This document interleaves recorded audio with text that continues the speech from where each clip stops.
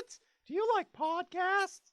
Do you like Disney podcasts? Oh boy, then you gotta meet my super swell friends in the world of commotion. Join 3 Disney fans, Matt, Jared, and Danielle, as we explore inside and outside the Disney parks. Follow the guide map with us and rope dropping as we make stops at every attraction and create the ultimate Disney ranking list.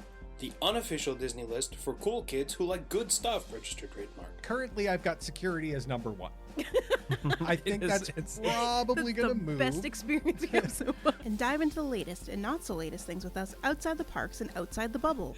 I do not wish to participate in your pool. Where is your observation area? It's like 2 podcasts in one. So keep your hands, arms, and belongings inside the vehicle as you enjoy The mildest ride in the wilderness. New episodes of World of Commotion drop Wednesdays on the Zero Science Network. Be cool, Daddy-O. Because hell is a musical, hell is a musical. Musical, musical hell.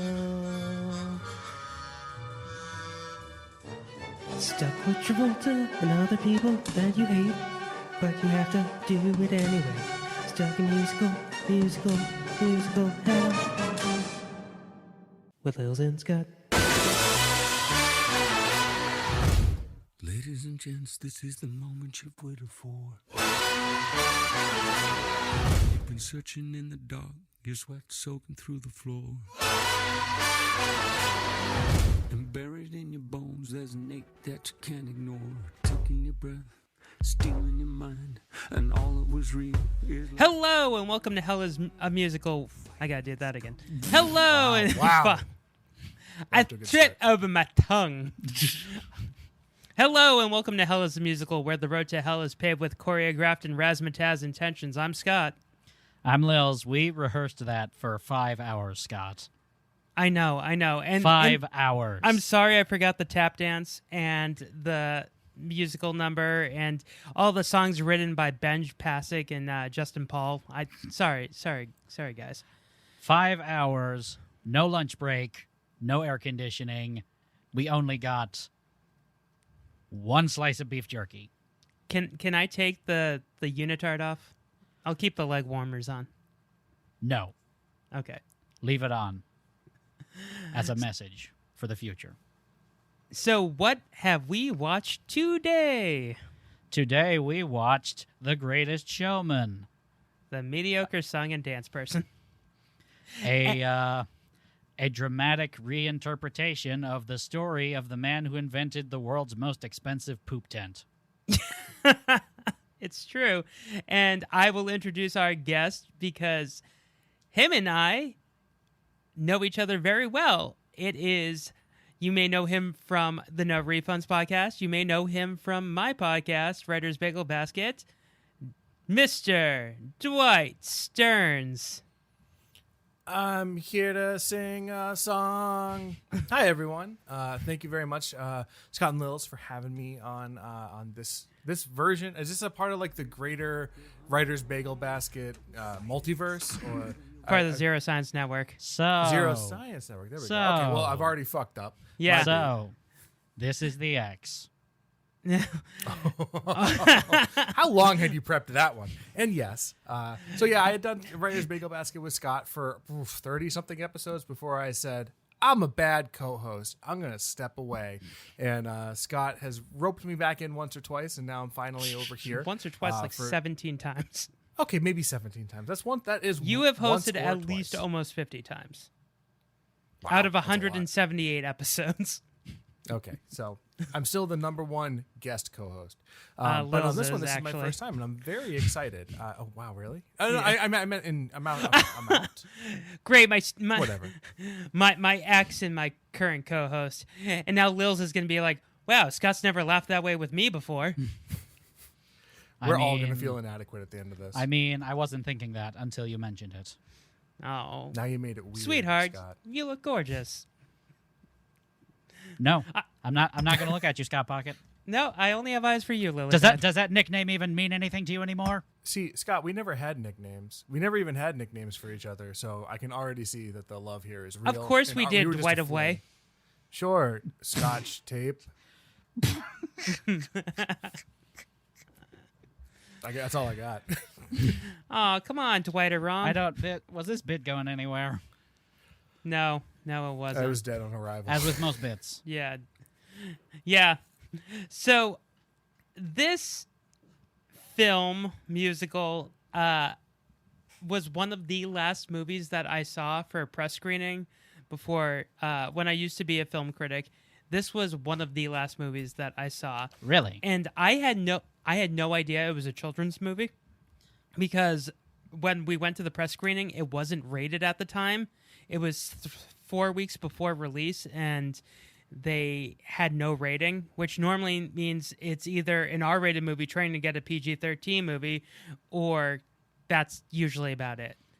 And we went in, and there were kids, and there were circus performers, and they had balloon artists, and people teaching trapeze classes to the kids.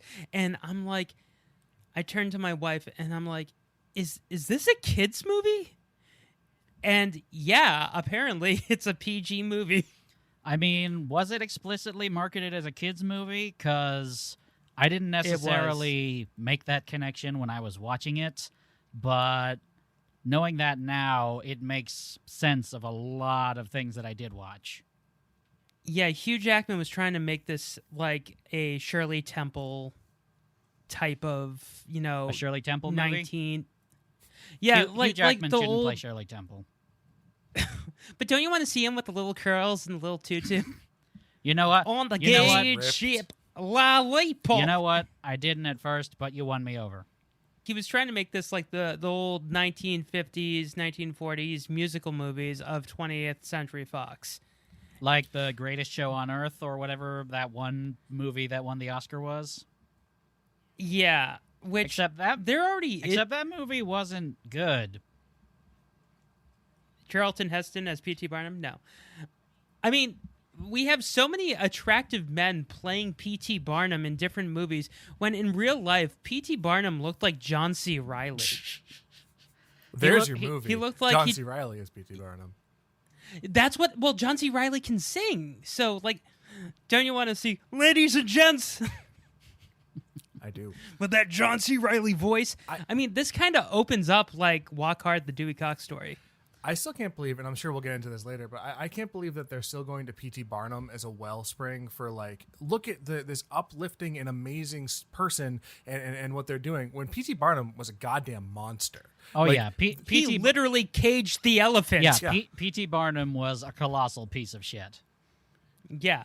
Not only was he a shyster and a horrible human being, he rigged an election to become mayor of New York City. Or was it Connecticut? It was Connecticut. He became the mayor of Connecticut. Dead people voted to elect him. I don't think we need to get into election fraud, but holy shit. That he did, I assume, between all of the, all the other things that weren't covered in this movie, like all the lectures about temperance or just, buying people, and leasing right. people. He was part and of the corpses. temperance movement, wasn't he? Yeah. They're trying to make a sequel to this, but Dwight, why don't you tell us in a little blurb what this movie is about? Sure. This movie is about too much. This is about the life and times of P.T. Barnum, and we follow him from his youth as a apprentice to his father for, like, he's a tailor, all the way through to when he has established his circus and the recruitment phase of the circus and getting acceptance for his circus, and then wanting to become a legitimate businessman, and then leaning into the skid and just accepting that he is a horrible human being, and taking his con show on the road. It's so wide, the amount of bullshit that this movie covers in terms of, like, P.T. Barnum's life. It's just ridiculous. Right. Like, and you're saying that they want to make a sequel? Where can they possibly go based off of him this doing movie? the election, becoming mayor of Connecticut? Okay, well, there we go. That would be interesting. I'd The watch Greatest that. Showman. More great, more showman-y. Electric Boogaloo. Two greatest, two showmen. Oh, there we go. Nailed it. Ladies and gents, are you voting in this election now? Are you alive or dead? In the third movie, once they make wrap it up in a trilogy, it'll just be called Three Rings. And it's basically about how Cherry died, and he, like, literally 6 months later, he married someone new. Yeah, how long does it take you to move on? Jeez. The Greatest Showman, a rope of sand and fog. I would basically become like Rick Moranis. I would basically live and raise my kids and be miserable without my wife. Now I'm very sad. I miss Rick Moranis. He's coming back. Yeah, and slowly, but I mean, Ghostbusters, man. I want more of him in Ghostbusters. Or I want another. Yabba dabba dabba. Yeah. We Shrunk the Kids. Rick Moranis. Yeah, you're gonna get it. I think we Is he can all coming back for it? Josh Gad is doing it. I think we can all agree. Josh Gad is doing it. Oh, I don't like that at all. As Rick Josh Moranis? Gad's playing Nick Zielinski, and Rick Moranis. Oh. Yeah. Okay. I think we can all agree that Rick Moranis is delightful, unlike P.T. Barnum. Yes. But That's a segue. the fact that they casted, well, Hugh Jackman wanted to make this movie for years. Like, since 2005, he's been trying to get this movie made. When was this movie written? Like the music and everything like that? The music was written in 2012, 2010, but the story was it was just going to be a flat out movie. That's what I was going to ask. Was it always intended to be a musical? Because like it doesn't feel like the songs. This movie, when watching it, it just felt like a really shitty adaptation of a already existing stage musical where they like cut a bunch that of stuff exists. out. Oh, does it? Is there? It's called Barnum. I didn't think there was one. It doesn't, because everything Yeah, I've it's seen called doesn't Barnum. say it's like based off of it, but maybe I'm misreading. It's that. not based off of it, but there already is a P.T. Barnum musical called Barnum. But it doesn't involve. And any there of is these a songs, song right? called there's a song called "A Sucker's Born Every Second" or something like that. But all these songs were original to this movie, right? Like none of them come Right. from Barnum. Yeah, that's what I mean. Like the songs just feel like they're stuck in, or not. That's not what I meant. It just feels like the adaptation was like this truncated version of something a lot longer. But the fact that this isn't adapted from anything, it's so weird in that sense that it's like just this really, really weirdly. I was saying before, just like the amount of stuff that's in this does not feel like it should be that much, or there should be more. I don't know. It's gross. It's funny you say that it's not adapted from anything, because it's certainly not adapted from the life of P.T. Barnum. Absolutely not. Yeah. Not just that, but the people who got screwed over when this movie got made is incredible. Do either of you know who Jeremy Jordan is? I do not. No. He was Supergirl's best friend on the first season or two of Supergirl. He's been in a bunch of other stuff. He's a Broadway actor. He was originally, while he was doing Supergirl, he was helping them out by singing to get this movie made. So basically, this movie had a meeting with the heads of 20th Century Fox, and the meeting was Hugh Jackman singing for them. They were acting out the movie in front of these studio heads. They had the band, they had the music, they had everything. Jeremy Jordan was basically promised, because he was best friends with Ben Pasek and Justin Paul, hey, if you do this, you'll probably get the role of Philip Carlyle. So they're like, we can't fly you out. So he spent $1,000 of his own money to fly out there, get a hotel room, be at this meeting, pretty much miss a day or two of filming Supergirl, and he sang the part, but he also had to sing Hugh Jackman's part because Hugh Jackman had a melanoma removed from his nose, and basically Jeremy Jordan gave his all, sang both parts, started to lose his voice, and right when he was about to redeem himself for singing From Now On, Hugh Jackman basically touches his shoulder and is like, get out of here, and he starts singing because he loves the song so much. And then the next day, the movie got greenlit, and Hugh Jackman called Zac Efron. Wow. Shitty. And the other person who got screwed out of it was Cynthia Erivo, was supposed to be Zendaya's role. Who's that? Is that another Broadway actress? Yeah, but she's also in Bad Times at the El Royale. She played Harriet Tubman in Harriet. Ah, okay. She's Those been are nominated movies. for an Oscar. Yep. Did you just say those are Those movies? are movies. He's right. Those yeah. are movies. Good. But she is like, Yeah, you're she's doing a it. fantastic Dwight, singer. you're doing fine. You're doing fine, Dwight. Dwight, you're doing fine. You're doing fine. Thank you. Dwight, you're doing fine. Dwight, you're doing fine. Dwight, that's fine. Okay. P.T. Barnum stinks. Great job. Great job. you Great job, both. Dwight. You're doing a really good job, Dwight. That's really good. That's really I good. love you both. Jesus. By the end of this, me and Lilz are going to spin off. We're going to do our own podcast, Scott. I hope you're aware of that. That's all this is. This is a pilot program for our new podcast. I got nothing. No, That's what it's called. It's called I Got Nothing. You're doing good. Dwight, you're doing good. It's called you're I still Got doing Nothing. good, Dwight. Dwight, you're doing And really it's- good. You're doing good. and it's Dwight, just Dwight, us. that's really good. That's really good, Dwight. Dwight, that's good. That's really Just good. reaffirming each other. Dwight, you're doing really good. You're doing really good, Dwight. I got nothing. So, P.T. Barnum. I mean, this movie opens up, as I said before, like Walk Hard, the Dewey Cox story, because he's behind the bleachers and he's singing to the audience, but no one's there and they can't hear him. I just picture like two kids like looking over the bleachers like, "Hey Bobby, what's he doing?" "Well, Billy, he's singing to himself right now." "Yeah, is he going to come out?" "No, he's still singing." Don't bother him. P.T. Barnum has to remember his entire life. We might be If you getting think into about it- musical philosophy here, but like, there doesn't need to be a literal audience, right? I mean, like, we're the audience that P.T. Barnum is singing to. This is clearly a delusion in his mind. Like, it's isn't that the famous musical saying? Well, he's trying to get everyone excited for the circus. I guess. Yeah. But then we flash back. I mean, it makes a lot of sense that this was entirely, a project that Hugh Jackman and all the producers and stuff really wanted to do, because I can't fathom anyone being excited about the circus like now. Like, I'm Right? genuinely surprised the circus has lasted as long as it has as a concept. Yeah. When there was like a period where there was like massive reforms going on, like I think it was like Ringling Brothers and Barnum.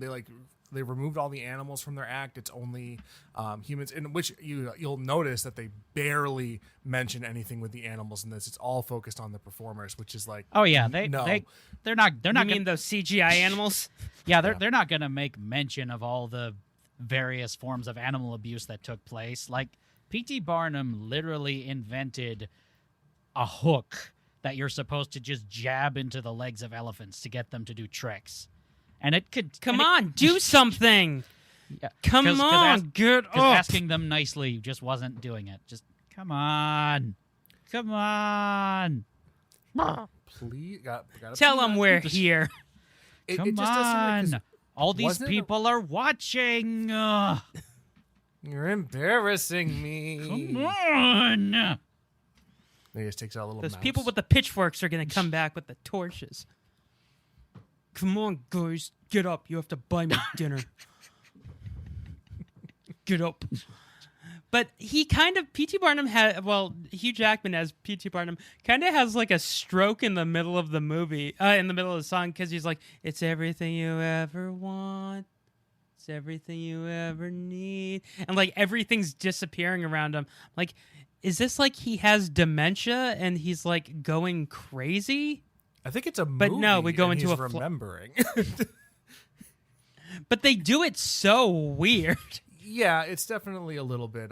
Like some wires got crossed and the screenwriter accidentally started writing A Beautiful Mind before they had to be reminded, no, it's the P.T. Barnum thing. Oh, right. But right, doesn't right, P.T. Barnum have schizophrenia? I don't think so, but this No? is a children's movie, so maybe best not to. But I want him to go crazy. Again, he murder someone? This is a children's movie, so don't. But don't what about do the that. film critic? What if he just? I'm gonna have him go after the theater critic. Theater No, critic. no. No sense. I should once again stress: children's movie. No murders. What if we light a building on fire? Okay, that's fine. But no one dies. That's actually no one dies. That No one dies. No one's ever That's in actually danger. based on a true story. So the building that they were in burned down in real life like 3 times. And only one of them was caused by a mob. The first 2 times were caused by him accidentally leaving like oil lamp on, or one of the performers leaving an oil lamp on. That happened twice. Well, You would think after the first time they would have learned. Yeah, they certainly can't. Oh man, I left the grilled cheese maker on again, didn't I? Yeah, they certainly can't show that in the movie, the part where the building catches on fire again, and just cut to P.T. Barnum going, uh-oh, Phineas made a boom boom.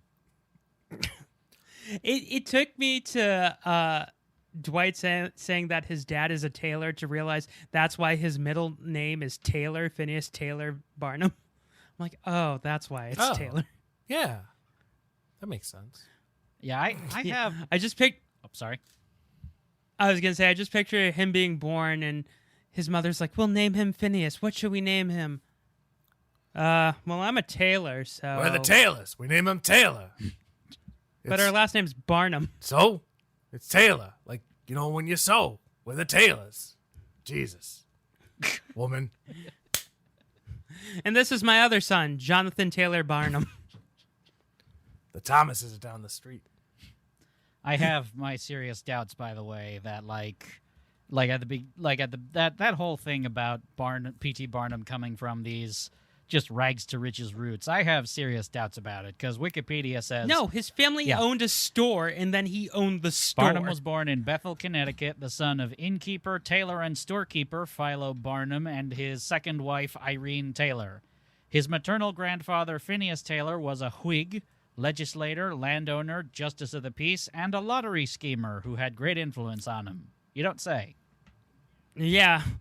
See, you see what you do, PT, is you're going to rig the entire lottery, and then you get $1 million. But wait a minute, this is 1895, so you get $10,000. Grandpa, why are all of your schemes related to the lottery? They work, damn it! Money, money, money. I want to go back to one of his titles was landowner. Like, that was important enough to be shoved into, like, oh, by the way, he was a landowner. Don't you worry. It's just... I just picture someone being like, who do you think you are? I'm a landowner. Oh, I'm so sorry. Sorry. I sorry. apologize. Right this way. Welcome to Chili's. Yes. I want the good booth, and I want the good poppers. Well, I see that your I'm boots are Meryl dirty, Streep, clearly from damn walking it. on your land. Got any queso? Any of that queso? Oh, yeah. We're about 20 minutes in. Now, what we haven't talked about? A grown man, slaps a child across the face. It was the 1800s. That was the time to be doing it. But the way he does it is when he's sticking up for charity, he's like, I was the reason why she spilled the tea. And he's like, oh, okay, I appreciate that. Thanks for your honesty. Then whack. Like, the way he hit him was basically, like he was challenging him to a duel. For kids.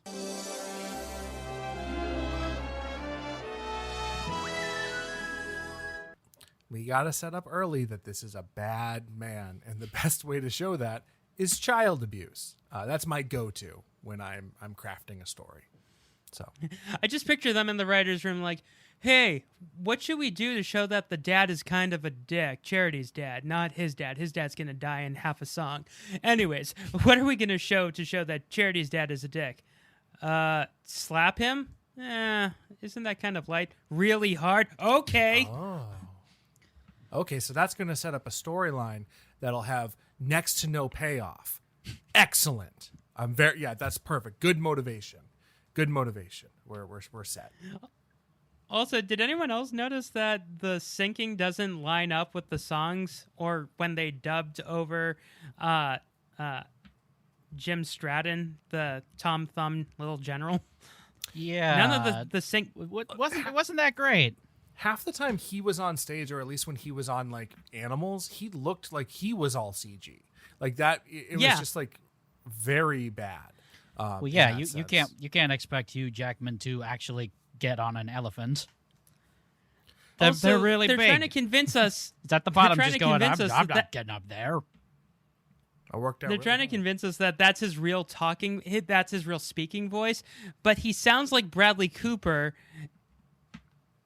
Just me? Like, No, you're he not was wrong. clearly dubbed by someone else. Absolutely. You are absolutely correct on that. It's just like he's like this very, very small person, and you have like an idea of what a voice is going to sound like. And I don't know, maybe this is just me and I'm exposing my prejudices, but it is not a deep, rich baritone.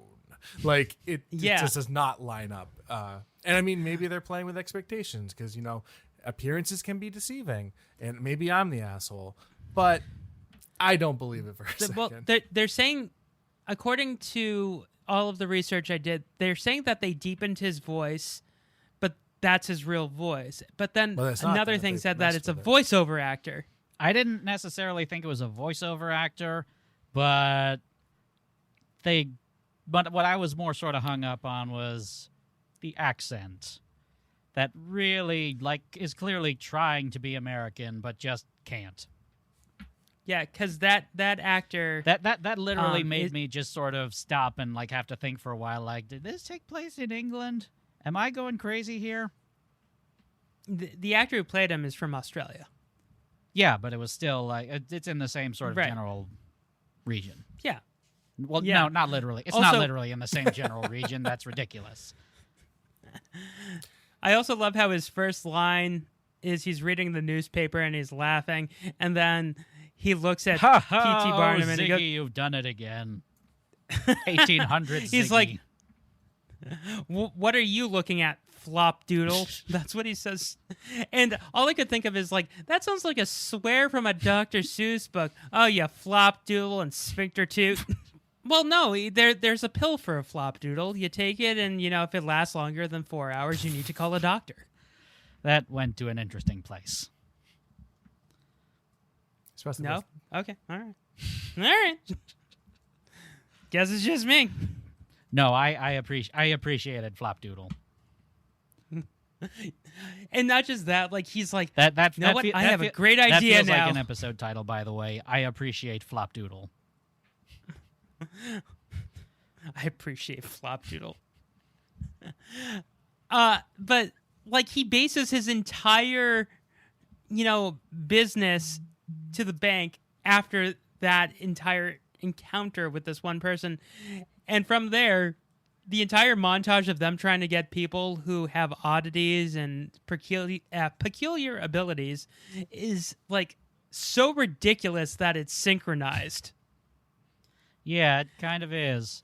And everyone was just, they show like the bearded lady and like Letty Lutz and Charles Stratton are both like they have Charles Stratton. Yeah. I said Jim Stratton. They both have their trepidations. Like, this seems exploitative, and they're just sort of like, nah, it's fine. And every other person they get is just so delighted to be a part of it.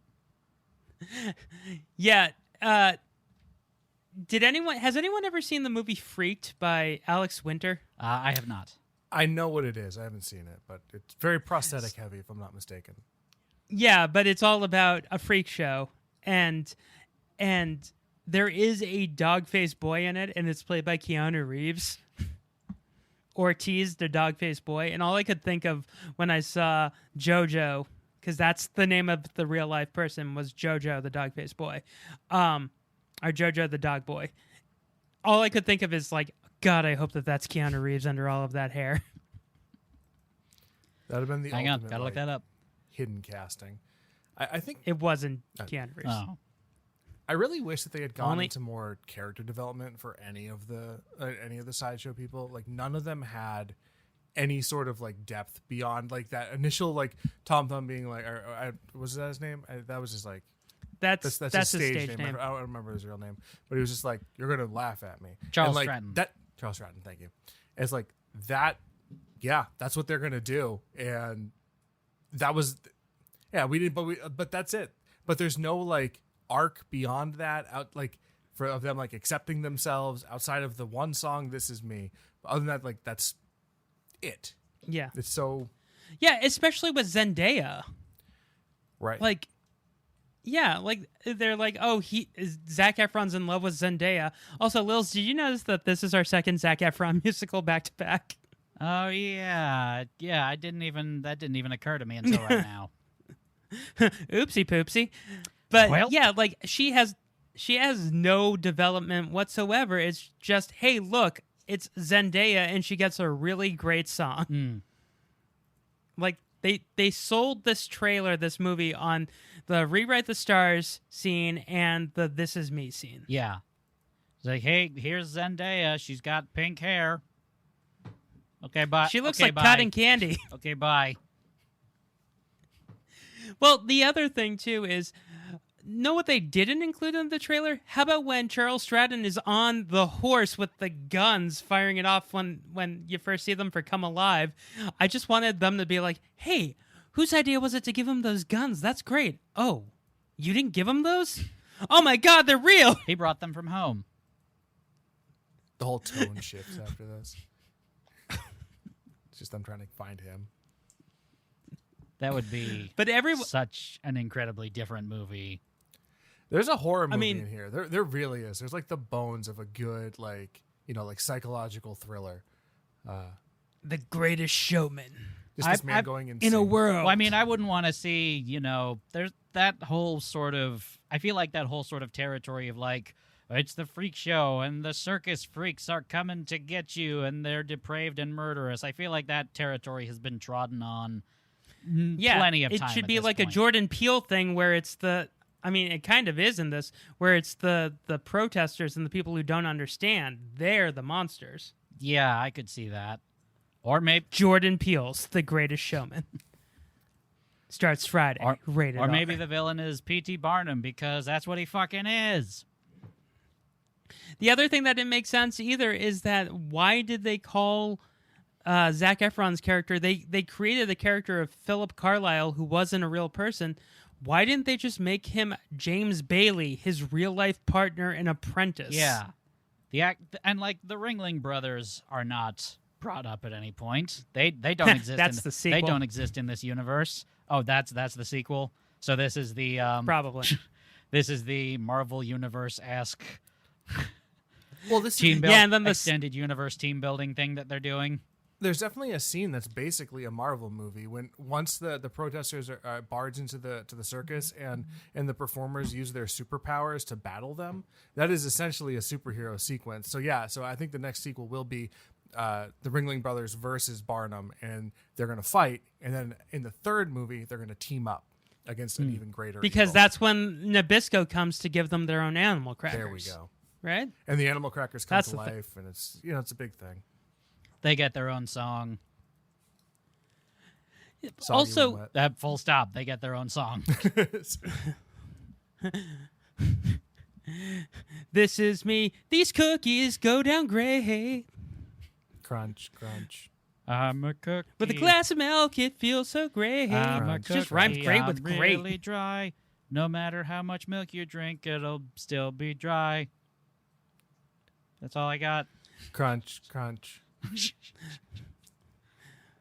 Why don't we eat some food? It goes down so nice. Cookies are good. Something. I mean, in that entire... Yeah. In that entire scene, Zendaya learned for Rewrite the Star. She learned how to do like all of the trapeze stuff. Because they couldn't get a body double for her because the cameras were so close. So I would be terrified. There was literally like no body double that would work.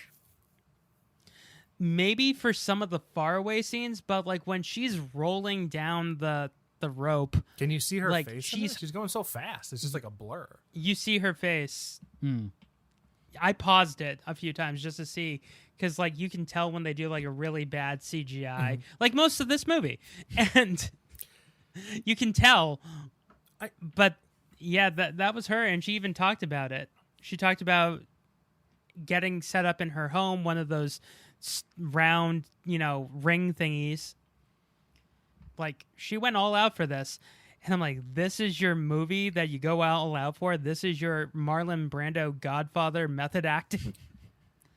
I should mention, by the way, since this didn't come up, but this is important.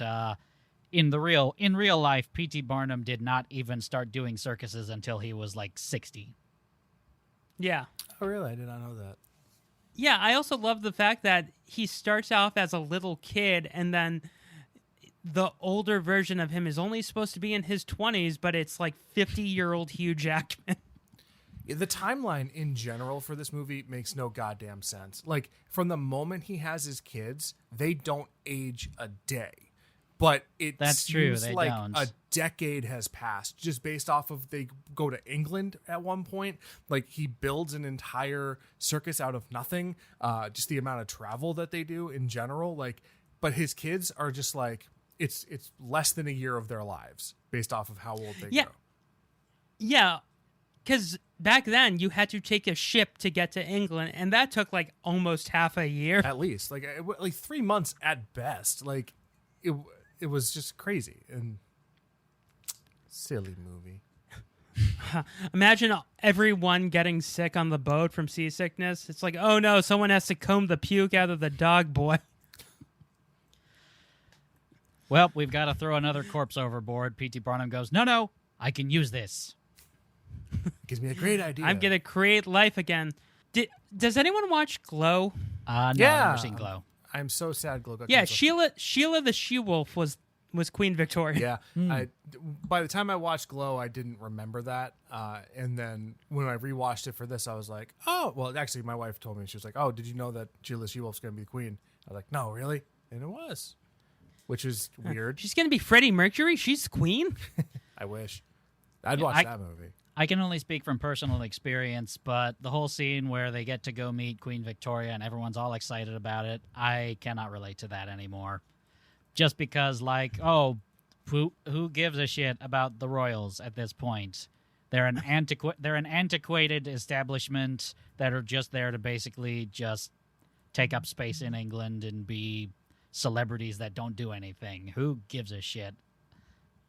That's and just Lilz me. literally just stole Charles Stratton's monologue to the Queen that made her laugh.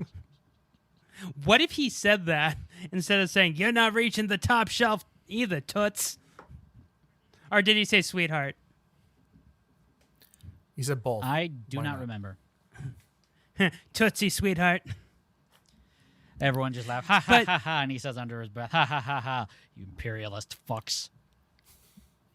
I mean, I think the most infuriating thing in this movie is the character of Jenny Lind, which in real life, she didn't do any of that. She wasn't a jealous lover. She wasn't even attracted to P.T. Barnum at all, because P.T. Barnum is a man who looks like he took a sack of potatoes to the face.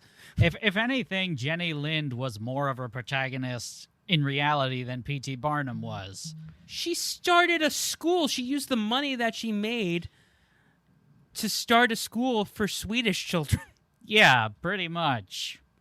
To give them free education. And then she stopped doing it because P.T. Barnum was just so overbearing and such a dick that she's like, know what? I'm out. And it wasn't even at, like, he made it to his 41 shows. She just didn't do the 80 shows that he promised. Yeah, and like... So he didn't really lose money. Prior to, like, meeting up with, Barnum, Jenny Lind, I'm just taking this directly off of the P.T. Barnum Wikipedia page, but Jenny Lind already had a reputation of morality and philanthropy, and P.T. Barnum was just exploiting that, basically. Also, when she sings in this, she kind of looks like the diva from Fifth Element, the way she's like flailing her arms back and forth. Was anyone else like really, really disappointed that like I felt it was like such a letdown when they build up like her performance and it's just like all the other music. Because the original Jenny Lind was an opera singer, and like going into that, I thought, oh, this is gonna be different. But nope, it was more of the same.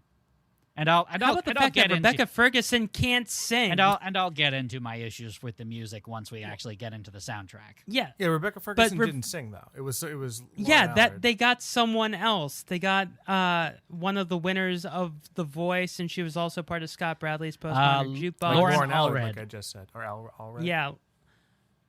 Why didn't they get like Lady Gaga or Anne Hathaway or people who can sing, who are actresses that can sing? Or even an opera singer. Yes, Sarah Brightman. I mean, right? Yeah, She's there's got like so opera many training. people I'm sure on Broadway who are, actors and can also sing. Like, I'm surprised they didn't bring in someone like that for this type of a role, like something that would require the pipes for something like this. It just would have made more sense. I mean, you use P.T. Barnum's, device to bring back the dead, and let's get Pavarotti. Eh? No? No, Lucio? No. Never enough. So I just So Oh, as go on. P.T. Barnum is going off on his own little side story, managing Jenny Lind, all of his employees that work under the freak show, like they get their own little number where they're dejected. their flash mob. Yeah, they're flash mob. They're dejected that he's not paying attention to them anymore. When I was watching this with Haley and the people are protesting and they're going through the streets doing their little dancing where they're like patting their chest, I just go, oh no, they started a mob, a flash mob. 2, 3, 4. God, I want to say so much about that specific number, but I'm forcing myself to wait to the soundtrack because that specific number made me really, really angry. Well, that was the song that got nominated for an Oscar. Oh, I'll bet it did. And when Keala Settles, is that her name? Keala Settles? When she performed it, she's literally crying as she's doing it. And I'm like, why is she crying? She's not nominated for an Oscar. What, do you mean? Anyway. She's like, she's literally crying. She goes, I am brave. I am me. I am who meant to be. Yeah, and then Jimmy Kimmel comes out and is like, that was great. What the fuck was that? All right. Fuck Matt Damon. I'm Jimmy Kimmel. So what happens after that in our timeline? Basically, from there, what's her name? Jenny Lind makes a move on P.T. Barnum. No. What we kind of skipped. Yeah, the there's another bunch. thing that kind of happens first. All of a sudden, like it has this class warfare theme to it because Philip and Anne. Okay, I'm reading this from the Wikipedia article. When Philip and Anne attend the theater together, they run into Philip's parents. They chastise him for parading around with the help. I took that less of God damn a it. class warfare, Because more of like a racism thing. Right. That's Like, I'm thinking yeah. I'm thinking of like when P.T. Barnum meets back up with Charity's parents and they're just like, you're nothing but you'll always be a shoe shine boy or whatever it was. Yeah, that's what I was talking about. in A terms of, Taylor's like- son. But yeah, that I mean both of those sort of side stories felt very, very manipulative. Like, okay, now it's a film that has meaning behind it, because it's got a social justice message where there wasn't one before.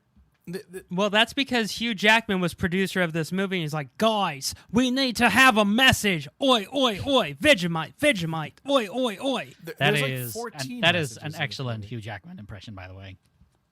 All you were missing was the snicks. This movie wants to have like 30 messages. Like wants to have like poverty rising up and overcoming by pulling up your bootstraps and lying to the world. It wants to have like the racial equality. It wants to have Don't forget about the product advertising, because he makes basically beards so you can be like the bearded lady, and masks so you can be like the dog boy. And I guess if you want to be like the world's fattest man, he has pies. And the elephant hooks for impaling elephants. Don't forget those. Yeah. they're like those gravity And claws that basically kids can buy. And did you see the little general hats that he was selling? General hats. I missed that one, and oh geez, But that's I was- terrible. I paused it to see all of the products he was selling. So you had the beard, you had the mask. Basically, they made a wig for Zendaya. There were little pink wigs. Yeah, like those are his cheese heads. Yeah. Well, also, going back, I know we're going to talk about it in the tracks, but when they're doing the "This Is Me" moment, how is it that everyone in the audience knows the words to the song that they're making up right there and then? Because it's a Like, musical. do they Scott? sing I really this don't think every that's night? an issue. No, because like it was like it was a concert. It's like, oh, this is the part where they sing this. How the hell did everyone know this was their "Fuck You" song?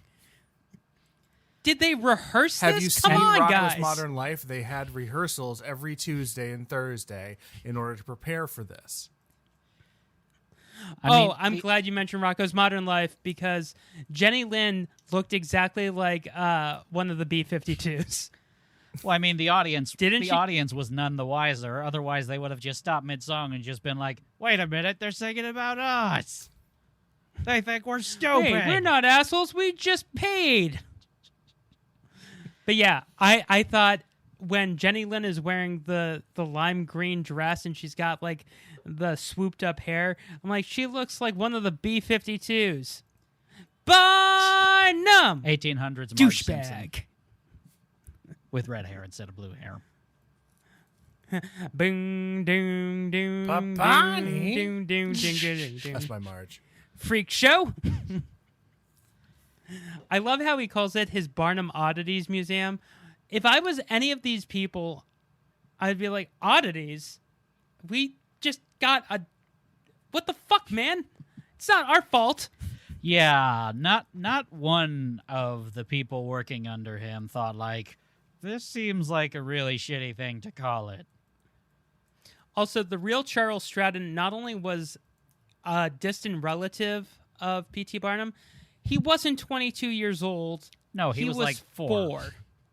He was 4 years old. Yeah, it was literally just a kid that they gave. You're not getting any bigger. You're in the lowest percentile. Put him on stage. We gotta give you. Can I bring my guns?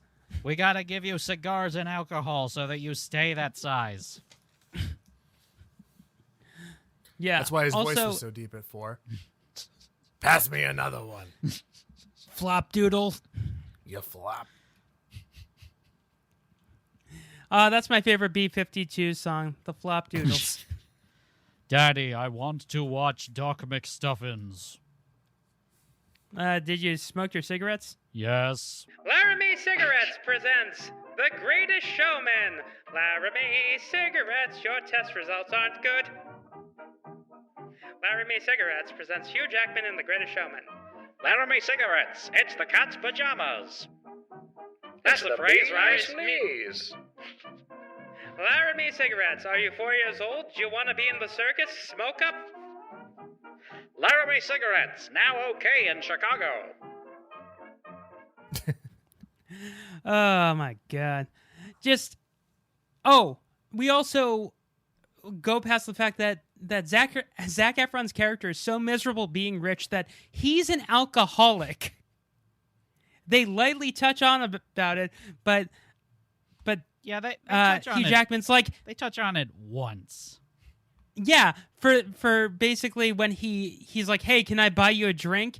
And Zac Efron's like, I'm an alcoholic. What do you think? And then he tricks him into running away with the circus. And that's the power of the circus. Because no one drinks. That's the power of song. It moved him to want to go. Zac join Efron the is the circus. most attractive man to run away with the circus. I think the biggest missed opportunity of this movie is there was not one shirtless scene with Zac Efron or Hugh Jackman. We know they're both rich. Of them just wrestling or reenacting that volleyball scene from Top Gun. Absolutely. This missed opportunity. Just out of nowhere, there's an 80s montage of them playing volleyball, working on cars shirtless, Slows down. Dave Bow mowing Bow the starts to lawn. play. Oh, yeah. Know what we also haven't talked about? The fact that he paints a bunch of horses to look like zebras. That's animal abuse. Yeah, and it's the 1800s, so it's probably paint like just filled with, knives. It's just probably like pure Yeah. tin that he's just like spraying. Like It was the 1800s. All we had was knife paint. We have to be respectful of these horses. We need to use this lead-based paint. It'll keep them safe. we had knife paint and we were happy about it. And speaking of that, and this is jumping very, very far ahead to like the end of the film, but that part where he's just like riding in on an elephant to his kid's ballet recital, he just leaves the elephant outside. In No, Is the that the cold, equivalent in of the like cold- having a Range in Rover? the cold winter weather. Elephants are an animal strictly from, heated climates. There's no way that Haley was saying that as we were watching it. Yeah, While his that family elephant are is going waiting. to die of pneumonia. While his family are already waiting outside for him, while he was supposed to be performing a show and decided on a whim just to leave, it was like, oh, I guess hopefully they'll be outside and they can see me arrive on my elephant. I would just love for him to like go up to the valet and take a key for the elephant, get on the elephant, click it, and then start going. And then he like tips him literal peanuts because it's the 1890s. Yeah. I also love how one girl at the ballet school is like, "What's that smell?" "Oh, it's peanuts." And I wanted her to be like, "Oh my God, you have an allergy?" "Oh wait, no, you don't. It's 1895. Well, that one line is all of Hugh Jackman's motivation for literally the next hour of the movie. It's like he has made it, Right. his family has succeeded, and then one person at his daughter's ballet recital, which was her only goal, her only want in life was to dance the ballet, and someone was like, "Oh, you smell like peanuts," and Hugh Jackman burns the world down because of it, literally, eventually. Also, the way he supports her being a ballerina is almost like she's a child actor. He's like, "Oh, that's great. I'll represent her. I mean, it works out so well. My friends Joe Jackson, Kit Culkin, Michael Lohan. I only see silver lining here." You know, P.T. Barnum's the type of guy hanging out with Joe Jackson, Kit Culkin, and Michael for Lohan. Sure. Absolutely. For I'm absolute surprised. sure. Surprised he didn't like push his daughter up on stage by the end of it. Your daughter. Come on. Your daughter doesn't have. You need to dance. Have you smoked your cigarettes? We can't have you getting any taller. Your daughter doesn't have a peanut allergy in the 1800s. She's just difficult.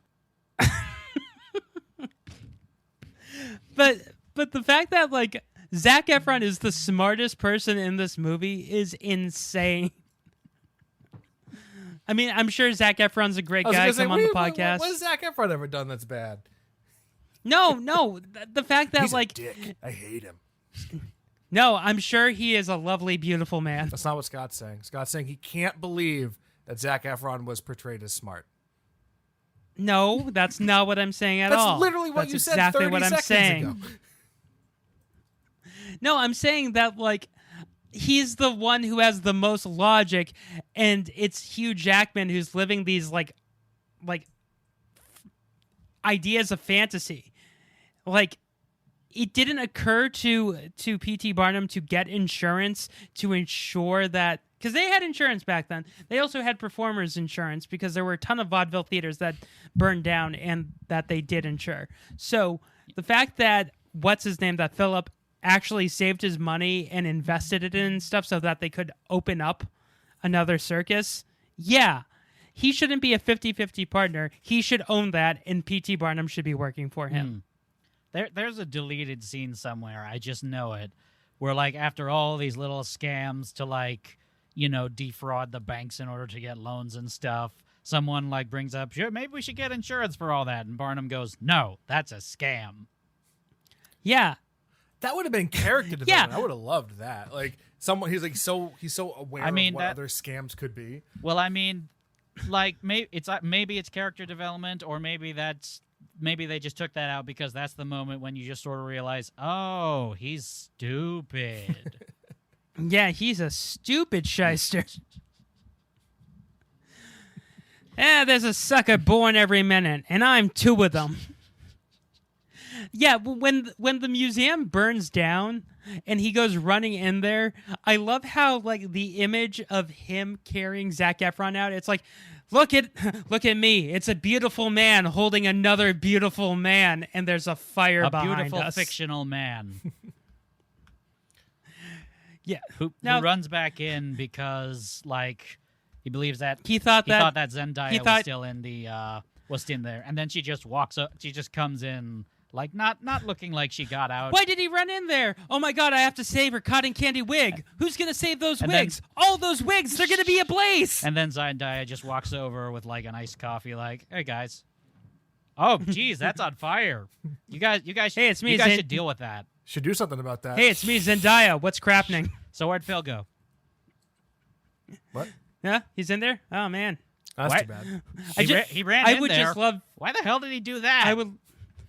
I would love for him to just be like, her wigs! Oh my god, all those cadavers that they stole from the morgue to make those wigs! All those scalped I wish she had a corpses. I wish she had a relationship with her wigs like Moira does in Schitt's Creek, and she just like freaks out and starts losing it over him. That's why he runs in there to save the wigs. Did anyone else notice that her brother is played by Black Manta from Aquaman? And he's also the new Candyman? Interesting. I did not know that. I haven't seen Aquaman, but the Candyman excites me. I'm looking forward to that. Yeah, that guy is a big actor, and he has such a minimal role. Well, he's like, hey, I saw you looking at my sister. You shouldn't. Everyone has minimal roles. His role is wasted on him, like so many other roles. I was gonna say everyone in this movie is minimal. Like the New York Herald critic, like that doesn't amount to anything. That guy always plays a bad guy too, or someone who is kind of a bad guy, but he's just doing what is right. Yeah, and I guess Paul Sparks was doing that here, playing James Gordon Bennett, except he wasn't. He was just there to just kind of be a jerk. Yeah, but he was like, he saw P.T. Barnum for a shyster. He's like, I think you're a con man. And he's like, you're probably right. I would have loved if at the end of it, like immediately after like the final, the final big, show-stopping performance thing, as soon as it goes down, like there's just one scene of him just like reading the paper and he's just like, he's still a huge piece of shit. That Barnum guy. Called that one. P.T. Barnum's a douchebag, but boy, can he dance. Look at them gams. We jumped ahead to like the circus burning down without even mentioning that like Jenny Lind, rightfully so, fucking quits on Barnum's ass. Not for the reason like, that actually happened. No, they have to paint her as she's the Black Widow character of this film. She's a homewrecker. Like she actively tries to ruin his life after that, and it's like, come on. Yeah, she's like, I was a child out of wedlock. Why don't you do the same thing? Yeah, we can make a baby. They had to basically villainize this really quite saintly character from the real world to prop up this colossal douchebag. It's 1895. That's how you make a baby. Smooches and tummy tickles. And elephants. Yeah. I love how she's like, now I'm getting my revenge, and kisses him, and then like the old-timey photographs, but then when you look at the front page of the newspaper, it's an artist rendering. It's a drawing. Like that really confused me. I was like, I'm pretty sure we've seen photographs in newspapers in this movie. What is going on? I'm just surprised that like the entire press conference didn't just stop right there with the audience going, public displays of affection in the 1800s? I can see her knee. We can't stand for this. There's a slit in that dress. I see her ankle and her kneecap. Naughty, naughty. I see a bit of her wrist. She must be a witch. We still believe in those, right? Yeah. But yeah, I just, when he gets home and he rushes home after the fire, and his wife is like, I'm leaving you. And he finds that out literally because like James Gordon Bennett is just like, oh, you didn't hear? Everyone saw you macking on just Jenny Lind, except not really. Yeah, but I wasn't. Oh, that's all you had to say. He just shows the paper with the artist rendering and the headline that's just like, look what he did. Smoochy, smoochy. And I love how she's like, of course you didn't. You don't love anyone but yourself. I'm leaving. Okay, Charity, he's been in love with you since the day he met you. He took a slap in the face, both sides of the hand for you. I'm not defending him. I'm just saying. Slap in the face. No, I know you're not defending him. I know what you're basically doing is just questioning the very shaky logic that this narrative is putting forth. Yeah, it makes no sense. And then when he basically has his song and dance, when did this bar become his like personal office? Because there are 2 times where he conducts business in this bar. When he does the song with Zac Efron and when he does From Now On. I would have liked to have seen the bartender as a character. Yeah, at the least he's bartender pretty who active. looked You're like what is Neil going Patrick on? Harris. Just shows up like, burned down another circus, did you? Shut up and leave the bottle. Oh, boy. The bartender, played by Neil Patrick Harris's brother, Harris Patrick Neil. How come I don't get a song? That's the only meta moment in this entire film. The bartender just goes like, just straight the camera's like, I bet I don't get a song. Just watch. Is that what I'm supposed to do? Just sweep peanut shells? It's one of those he Fine. like starts to cuts to the next scene. Camera just immediately cuts away. And then when we come when that scene ends, we go back and he's finishing his amazing song. And it's all And he has in a our tear in his minds. eye. Yeah. I am just a bartender. I cut. I did. Oh. Oh, man. And I love how the daughters are like, when, what's his name, the father-in-law is like, I'm not going to tell you where she is. And the daughters are like, she's at the beach. You know what the one of the weird things about that is, like, earlier in the movie when they buy that mansion that they visited as a kid, and like this is obviously like it's left alone, no one buys it until Barnum grows up, and his wife Charity's like, oh, you only bought this place because it's down the road from my parents. And then like later when the parents come to see Barnum after like one of the shows, and he's like, this is your granddaughter, you know, someone you've never seen. It's like they moved down the street and then never visited or never came by and even said like, hello, it's Christmas, it's, you know, Thanksgiving or what? It's Bastille Day. Let's celebrate that storming of the Bastille It's together. awesome. We're gonna go plant some trees. Something about that line just seems very funny to me in the context of just, hello, it's Christmas. Hello, Hello, it's Christmas, as you know. Can I speak to you about our holidays? In the narrative of this film, hello, it's Christmas. As you can see. Hello? Hello, it is the 31st of October, Halloween, if you will. Tomorrow is Dia de los Muertos. And in a few weeks, it's Thanksgiving, if you haven't gathered. Hello, it is St. Patrick's Day. Would you like a drink at our bar? I would have liked to have seen, like, after the kids are just like, yeah, she's at the beach. And P.T. Barnum is like, thanks, children, and just runs away. There's like a beat. Wait, And are you taking us with you? We're your children. Save us! These people are mean. There's a beat, and the guy just turns around and goes, you're getting sprouts for dinner tonight for that. Oh! Oh, this is the worst birthday ever. This is the worst Christmas ever.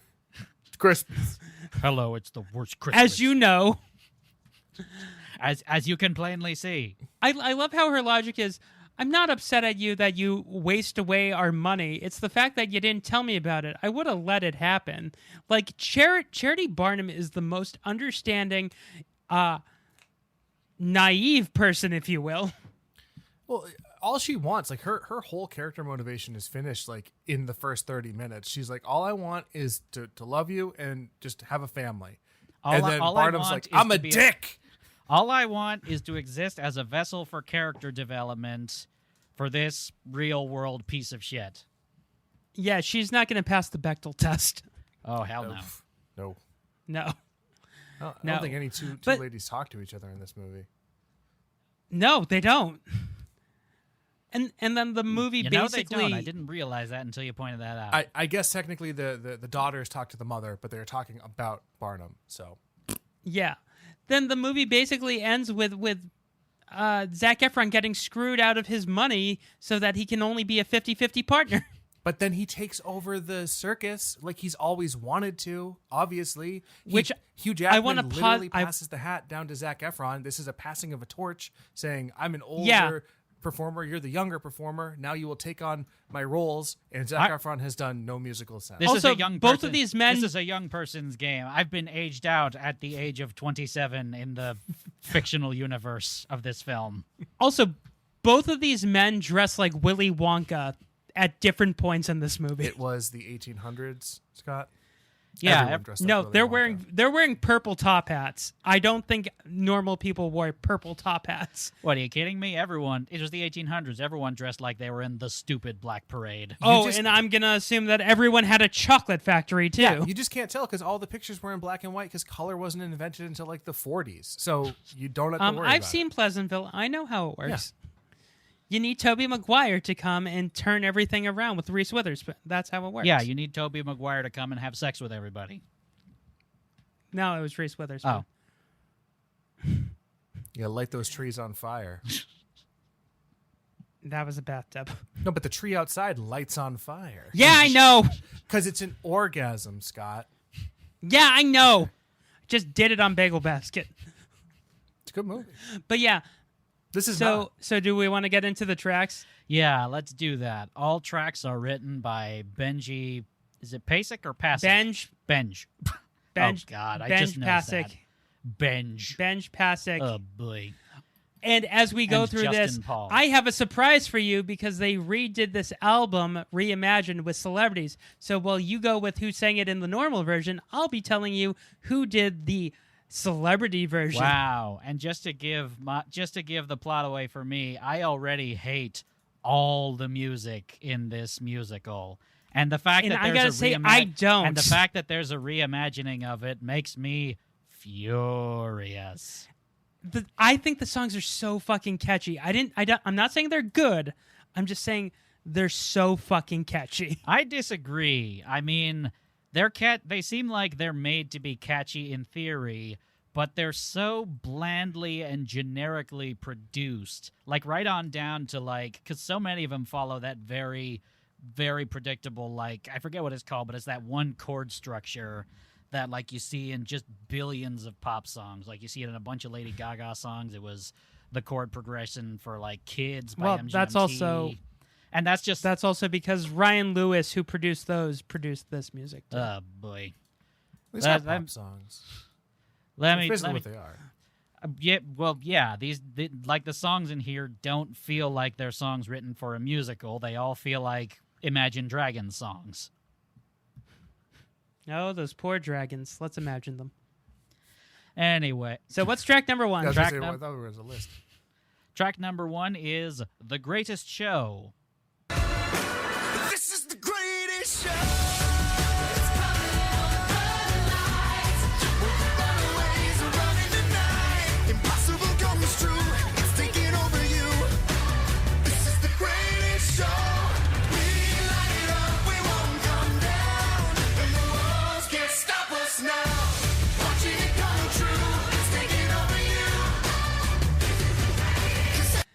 So in the reimagined version, that is done by Panic at the Disco. Ugh, of course it is.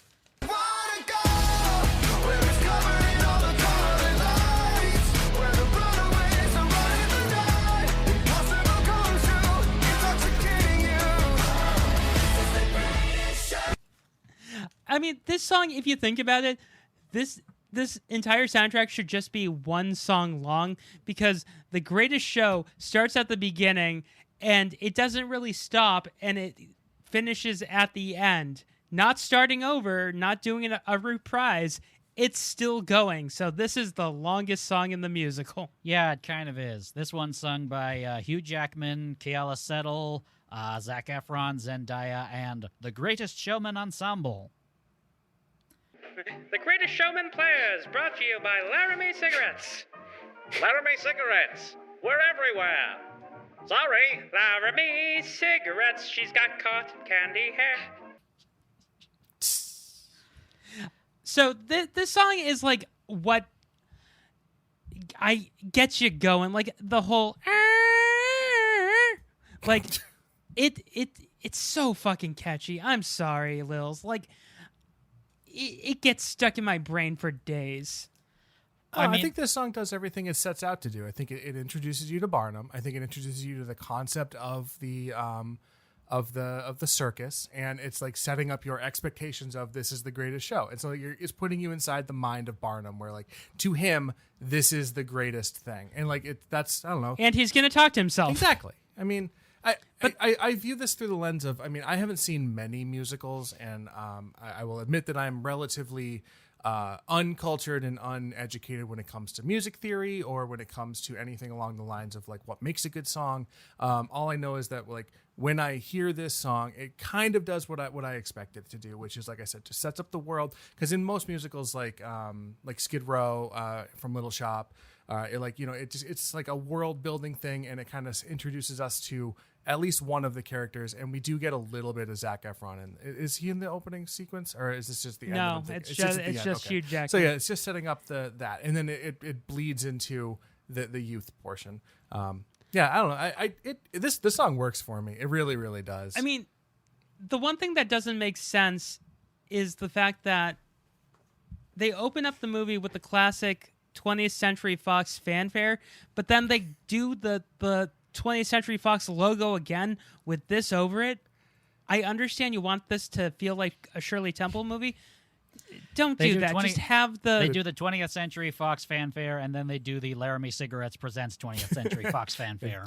They're just double fisting logos. Laramie Cigarettes presents 20th Century Fox Pictures a moving picture in association... from 20th Century Foxford. Now in color what's Technicolor. Technicolor, the devil's colors. Put the kids to bed. You're going to see some next? leg tonight. You might even see some wrist. Oh. And a nose. Track number 2 is A Million Dreams. This one performed by Hugh Jackman, Michelle Williams, and Ziv Zeifman. Every night I lie in bed, the brightest colors fill my head. A million dreams keeping me awake. I think of what the world could be, a vision of the one I see. A million dreams is all it's gonna take. And this, in the reimagined version, is performed by Pink. Every night I lie in bed, the brightest colors fill my head. A million dreams are keeping me awake. Still not This is one of the songs I actually... This is one of the songs I hate. I don't like this song.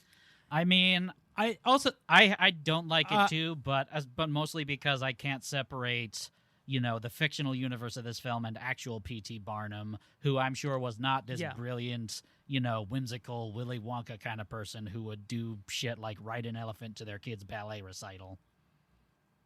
Also the reprise of this is by Willow Sage Hart. Oh yeah, that's another thing. A Million Dreams takes for like 500 million years.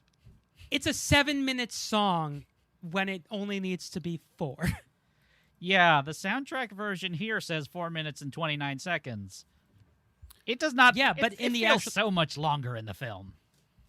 Also, I love how it establishes the reason why P.T. Barnum likes oddities is because a woman who is dressed like the evil queen from Snow White, when she's giving Snow White the apple, gives him an apple. Anyone notice that? Yeah, it was a little on the nose, like most things in this movie are. See, this horrible man is understanding of people. Sure. Oh yeah, and they make a big thing when he's like first getting people for his sideshow. Like they show a loving shot of the apple. That should be a disgusting pile by this point. Yeah, that makes no sense. That's not the same apple that he got, is it? Because if so, then you're... God, I hope not. Yeah, well, he was starving on the street. I don't think he was trying to steal bread. I think he ate that apple immediately. Yeah. Yeah, also the baker beats him up literally like Goodfellas style, beats him up like, where's my fucking money? I thought that sequence was going to get a lot darker. Like when P.T. Barnum gets knocked down in the thing, I thought there was going to be a continuing of when Captain America is getting beat up in the alleyway, just more and more people just getting on top of him and beating the crap out of him, just piling on him. That would have been. If anything, funny. That would make immediately following up with just the handoff screen reaching out with the apple just hilarious. It's like it's just all the people who have stolen he's stolen food from. An apple He sold sugared butter shavings from me. What's track number 4? Track number 4 is Come Alive. Afraid to step outside, so you lock the door, but don't you stay that way. No more living in no shadows. You and me, we don't have echoes. 'Cause once you see it, oh, you'll never be the same. You'll feel like it's shining, bottle up to keep on shining. You can prove there's more to you. You cannot be afraid. Come alive, come alive. I just watched it this morning, and I can't remember which one that one is. This is the one where he's teaching them how to be. It's right before their first show. Like it's the song of P.T. Barnum, like kind of like psyching himself up and getting the performers psyched up for their first performance, which is like, the perspective of this song, in my opinion, is all wrong. Like I don't the song is fine.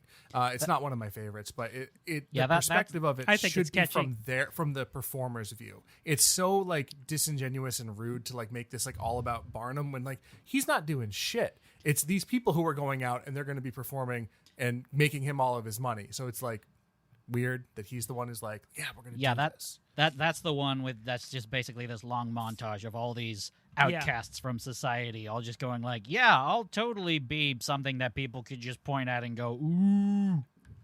Show up. In the reimagined version of this is done by Years and Years featuring Jess Glynn. I don't know who that is. I see it in your eyes. You believe that lie that you need to hide your face. Afraid to step outside. See you like a door, but don't you stay there. Those are words. Track number 5. Okay. Track number 5, The Other Side by Red Hot Chili Peppers. Take it on the other side. Take it on the other side. That would have been amazing. This is my favorite song in the entire musical. Oh, yeah? Now I admire you, and that'll show you do. You're onto something, really it's something. I live among the swells, and we don't pick up peanut shells. I'll have to leave that up to you. Don't you know that I'm okay with this uptown part I get to play? 'Cause I got what I need, and I don't want to take the ride. And I need to see the other side, so go and do like you do. I'm good to do like me. But the reimagined version is done by Ty Dolla $ign and Max.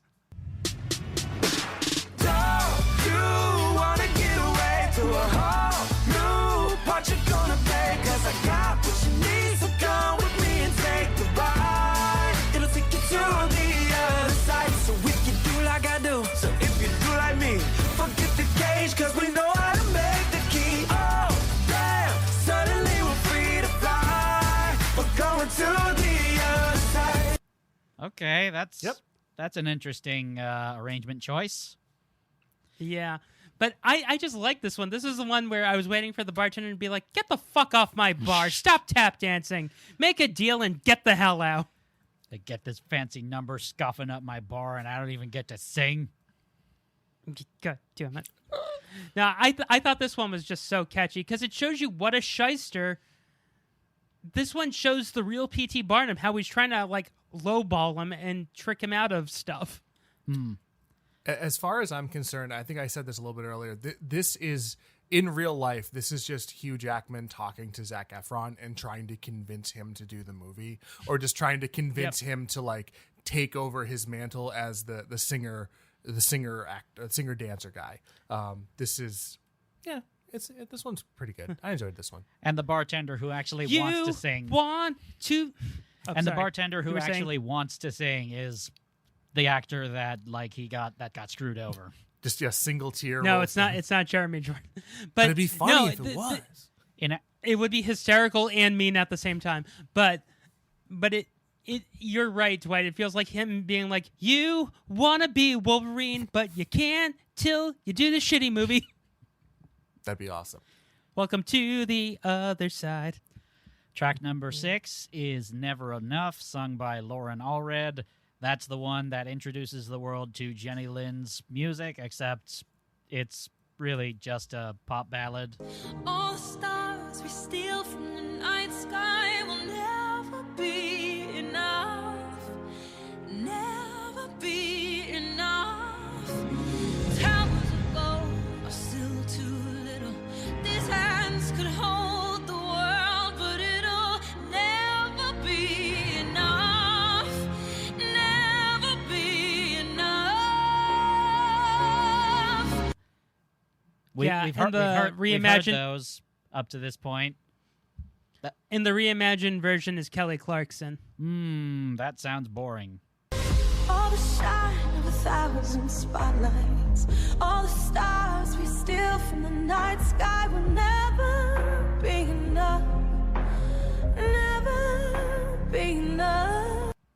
And I hate this song. I really think the song sucks. I think this song is boring as well. Like this one it doesn't do anything for me. In a musical in general, whenever there's that one person who it's like, during this song, it's just someone standing there singing, I shut right off. Yeah, this is the bathroom song. This is the I'm going to the bathroom exactly. right now Like song. nothing. There's like one plot thing that's driven forward during this, and it's when I think Zac Efron and Zendaya hold hands, and then his dad sees.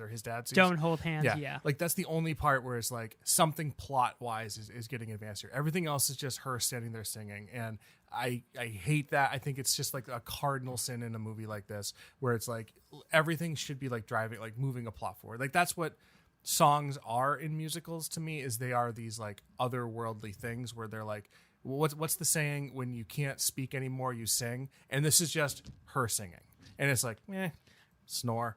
Right. Track number 7. Here. I don't know if that's working. Once again, No, this no. would have been more interesting if they'd done like an actual fucking opera number, because Jenny Lind was an opera singer. Track number 7. If only to break up the monotony of all these back-to-back radio hits. Track number 7. Okay, track number 7, performed by Settle and Ensemble. Track number 7, This Is Me Now! This is me now! This is me now! This is me now!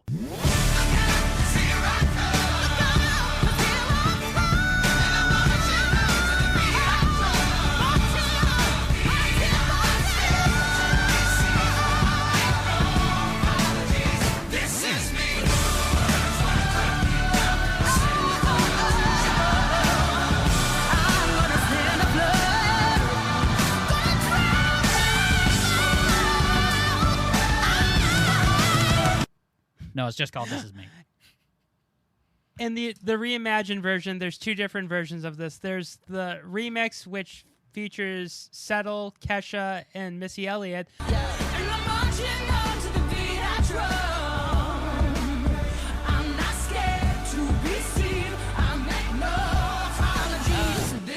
I'm alone, I never fit the mold. The word is so cold, hold it down on my own. I'm just trying to reach up to the sky, see the moon. I got confidence cause I'm the flies in the room, and I've been knocked down, but I always get up. But the real imagined version is Kesha. When the sharpest words wanna cut me down, I'm gonna send a flood, gonna drown them out.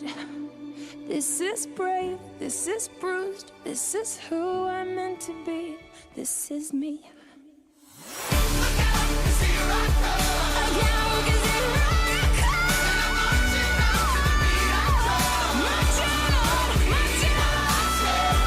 And that's important because this came out around the same time as her entire situation with Dr. Luke. Ooh, that adds a pretty unsavory level to it. I think it would add like more of a middle finger, because like that's her kind of like busting out, right? Like was this like right. post it? So this is her being like, "Fuck you, this is me. I'm cutting ties." I think right. it's more empowering. So Praying came out in September, and this came out in December of her doing this. So. Now, I mentioned earlier that I absolutely do not like this number because, I mean, on top of not liking musicals, I really don't like when there's this very, like, just very hollow, like, I mean, sure, a message of empowerment is fine, but it's very obvious when one just rings very, very, very hollow and, like, manipulative. And I get that from This Is Me. Because, like, once again, I just can't separate... I like it. I can't separate the context of like, the real world, actual historical happenings from this fictional universe. So I know, like, nothing... Like, none of the lyrics to This Is Me actually rings true. Lilz, they flash mob. It just I don't know, just to me it just seems like a number for them to go like, "Hey, minorities and queers, we see you. Give us your money. But they give feel us your not, acclaim and love." They feel not loved after having gone to visit the Queen of England, and she thought they were phenomenal. But she went home, and some people were a little grumpy. Like, I agree. This one does not, in the context of the story, this one does not stick the landing for me in any sense of the word. But gang, they dance. And I guess. I don't mean to I'm like... joking. Jesus Christ. Track number 8. I don't mean to denigrate, like, Settle either, because she is very clearly a very good vocalist. Like, Yeah, she's great. Yeah, I'm It's not just talking that about like it's the great. quality of the song. I'm just talking about like the It's just context that of the it. song itself is just complete horseshit, complete Pappy Hallmark horseshit. Yeah. Speaking of Pappy Hallmark horseshit, track number 8. Track number 8, sung by Efron and Zendaya, "Rewrite the Stars." All I want is to fly with you. All I want is to fall with you. So just give me all of you. It feels impossible. It's not impossible. Is it impossible? Say that it's possible. How do we rewrite the stars? This is another one that I feel like falls into that underlying problem that I feel like you guys probably have that same problem of like that this movie is just trying to have all these social justice-y kind of message cakes and eat them too. Yeah. Yeah, and the reimagined version is sung by James Arthur and Anne Marie, whoever the hell that is. It's not impossible. Say that it's possible. How do we rewrite the stars? But this song is like, hey, I love you, you love me, let's swing on these swingy thingies. Whee! I think this is the only song that actually feels like it would belong, outside of maybe the first one, that would actually like belong in a musical. Like it's one of the only one that's like two characters who are like singing to each other, like in a way that like is talking about their relationship, and it's like getting it out there. It's not just like a fluff piece like This Is Me. Like This Is Me is like a song of empowerment for relatively nothing, but this is like actually two people connecting. Whether or not it's effective, that's one thing. But from like I said, a storytelling standpoint, I enjoyed it, and I also thought the visuals were not bad. Like I liked the setting of like a black and like a dark circus with the spotlight, and like there's a moment in this song that feels like a horror movie where she's like running around the rafters ready to attack him, like he's just like scared. I sent you this version. There is a comedy group that does songs without music.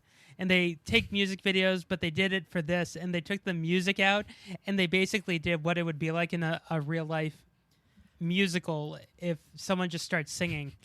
Did you guys watch it? I watched like half of it. I didn't watch it. I'll watch it after this, but I think I have a good idea of how it is because I've seen similar videos that they've done it with like music videos. Because when he's dangling, he's like, no, no, no, no, no, and then he falls. Like that sounds very similar to that famous like viral one where they just took all of the music out of Dancing in the Streets by David Bowie. Same group, same people. Oh, awesome. Yeah. Yeah, that sounds like that'd be really good.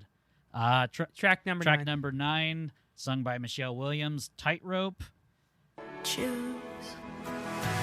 Hand in my hand, and you promised to never let go. We're walking a tightrope. High in the sky, we can see the whole world down below. We're walking a tightrope. That reimagined version sung by Sarah Bareilles. Hand in my hand, and you promised to never let go. We're walking a tightrope. This is one that I feel like is trying to present itself as a humanizing moment of like emotional turmoil for Charity Barnum. It's not. It doesn't work. I hate this song. I'm not going to say anything else besides I hate this song. I think it's boring. This song sucks. I don't like this one either. Yeah. Okay. I like track number 10. Track number 10 is a reprise of Never Enough, sung once again by Lauren Allred. All the shine of 1,000 spotlights, all the stars we steal from the night sky will never be enough. Never be enough. I don't have that in Everything here. I said about the other one, snore. I'm sure that I don't know if they would have done this Yeah, one because it's just like a minute it's just long. It's that one again, basically. Yeah, I like track number 11. Track is number what I meant. 11 by Hugh Jackman and Ensemble, From Now On. These eyes will not be blinded by the lights. From now on, watch, wait until tomorrow starts tonight.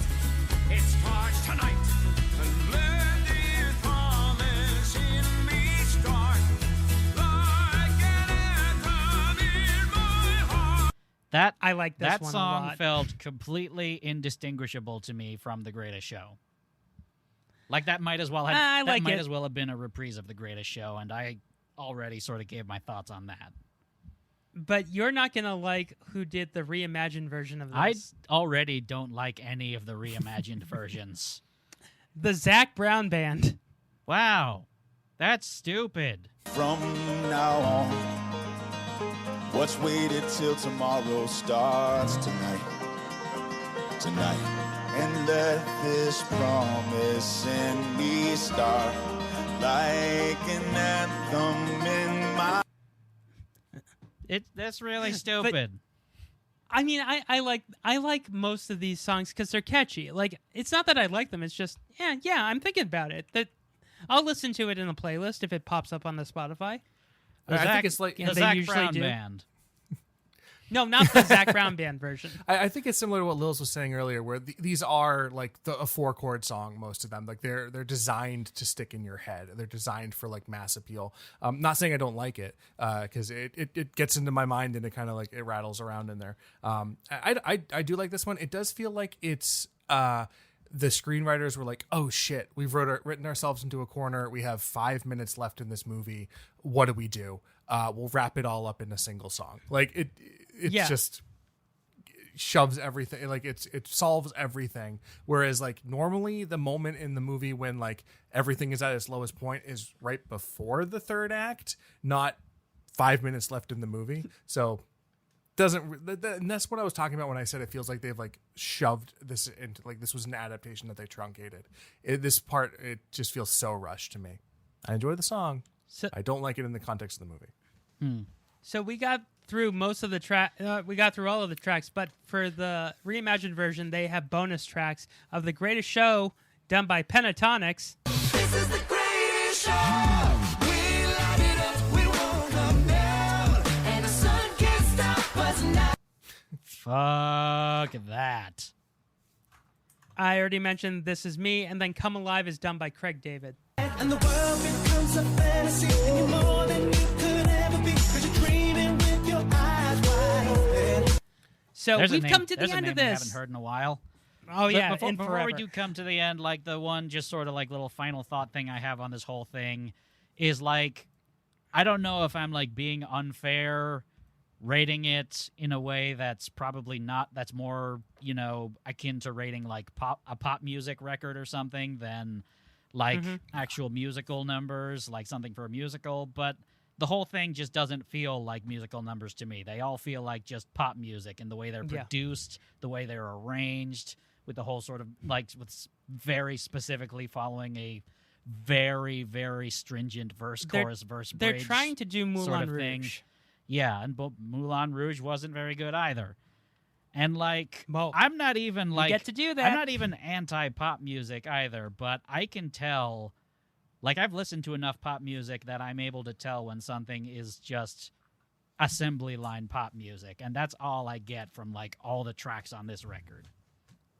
Well, they're bringing this to Broadway with Hugh Jackman. I hope it's better. I don't think any of... It won't be better. I'm calling it now.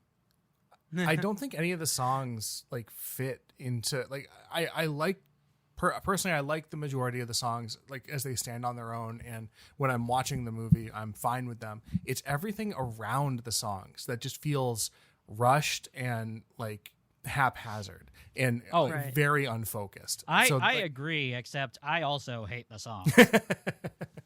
Very fair.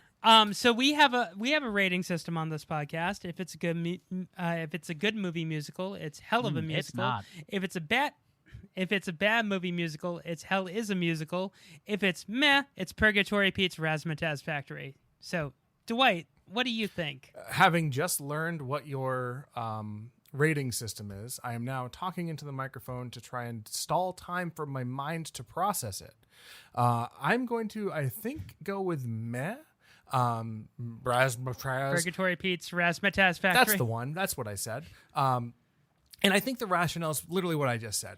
That is not what you said. I want to hear you say it. Razzmatazz? Purgatory Pete's Razzmatazz Factory. Obviously, yeah. Pie Factory. You may continue. Yeah, thank you. Pie Factory. I'm fine with the music. I enjoy it while I'm watching it, and it does get me sufficiently pumped up. Maybe the music's tricking me. It probably is. My big dumb brain can't figure that out. But everything around it just is bad and not great. And that's even like, I tried to remove when I was going into this, I actively tried to remove myself from like, I know Barnum was a garbage fire of a human. I know everything in this movie is a lie. Like any biopic is 99% fabricated. I was not trying to like view it critically like that. So I was just trying to enjoy it as what was presented to me. And the rest of it was pretty bad. So meh is probably the best way, because one of them would have been good. One of them would have been bad. We land on a meh. Lils? I think you know what my rating is.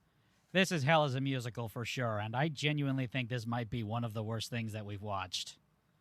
Because like, not only did I not like the music and the film, but like the whole thing is just like, it's a film whitewashing the life of a guy who made his millions off of human zoos. This is fucking malevolent as hell, and I hate it with every fiber of my being.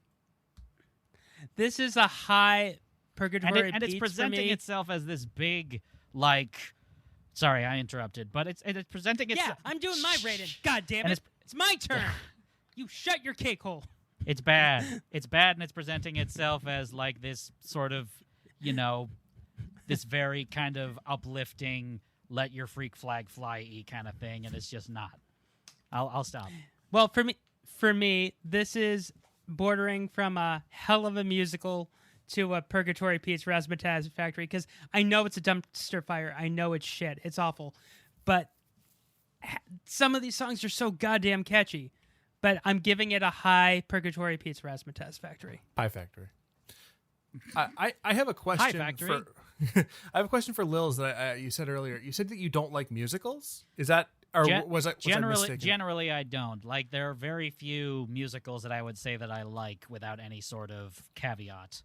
So is like the premise of this like Scott's the liker and you're the not liker? Yeah, is that kind of you'd know that if you listen to this podcast. Hey, every episode is someone's first episode, so it's a good context to have that I got at the end of the episode. Most of the people who guest on this have listened to the podcast and actually really like it, but whatever. You asked me to be on. It's not like I came to you. It was like, could I please be on your show? You said I have to be on the musical thingy majiggy. I might have. I couldn't. I couldn't you tell were you what crying happened 3 years ago. Like, it's possible that was. It's okay, Dwight. Like, it's okay, Dwight. You're doing okay. You're doing good. I can tell you what happened 3 years ago. You left Bagel Basket. Dwight, you're doing good. You're doing good, Dwight. I think you're doing good.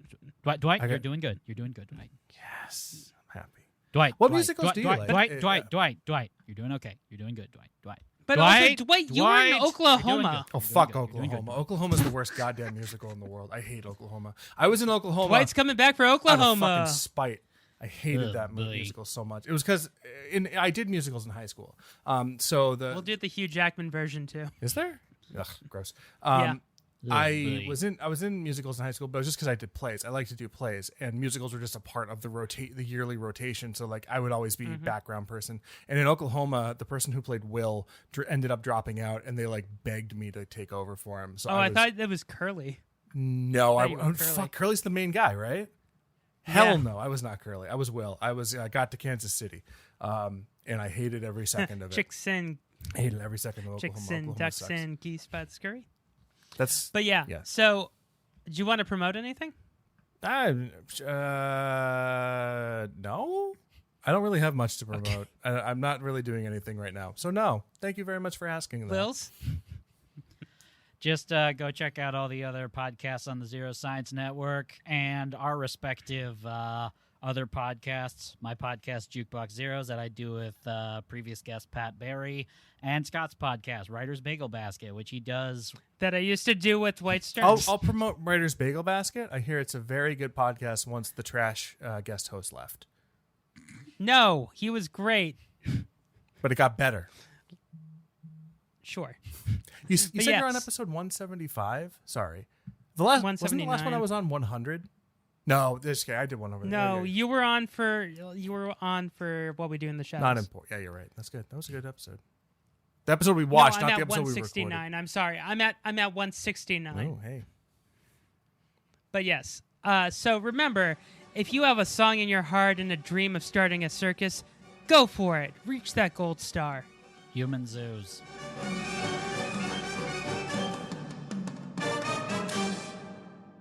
With Lilz and Scott. Zero science.